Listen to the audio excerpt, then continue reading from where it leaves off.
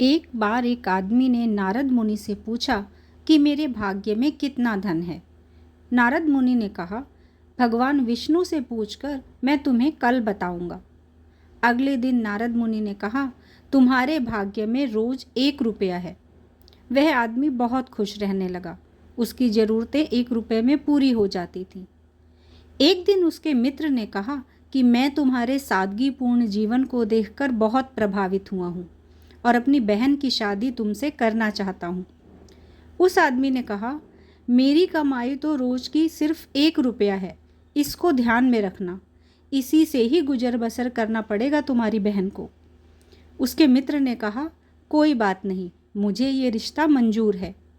लेकिन अगले दिन से ही उस आदमी की कमाई 11 रुपया हो गई। उसने नारद मुनि को बुलाया और उनसे फिर से पूछा कि हे मुनिवर, मेरे भाग्य में तो 1 रुपया ही लिखा है, फिर 11 रुपये क्यों मिल रहे हैं? नारद मुनि ने कहा, तुम्हारा किसी से रिश्ता या सगाई हुई है क्या? तब उस आदमी ने कहा, हाँ हुई है। तब नारद जी ने कहा, तो ये 10 रुपये तुम्हें उसके भाग्य के मिल रहे हैं, इसको जोड़ना शुरू करो, ये तुम्हारे विवाह में काम आएंगे। कुछ दिन के बाद उसका विवाह हो गया और दोनों पति पत्नी खुशी से जीवन यापन करने लगे। कुछ दिनों के बाद उसकी पत्नी गर्भवती हुई और उसकी कमाई 31 रुपये होने लगी। फिर उसने नारद मुनि को फिर से बुलाया और पूछा, हे मुनिवर, मेरे और मेरी पत्नी के भाग्य के 11 रुपये मुझे मिल रहे थे, लेकिन अभी 31 रुपये क्यों मिल रहे हैं? क्या मैं कोई अपराध कर रहा हूँ? तब नारद जी ने जवाब दिया, ये 20 रुपये तुम्हें तुम्हारे बच्चे के भाग्य के मिल रहे हैं। हर मनुष्य को उसके भाग्य का ही मिलता है।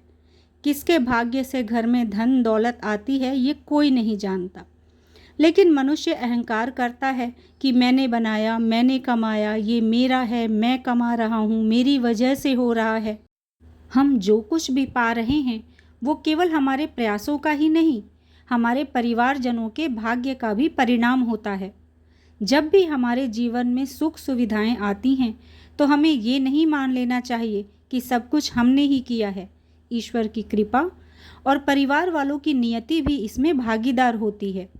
जो कुछ भी हमें मिलता है उसके लिए भगवान का धन्यवाद करना चाहिए और कभी भी अपने आप को सर्वशक्तिमान समझकर घमंड नहीं करना चाहिए।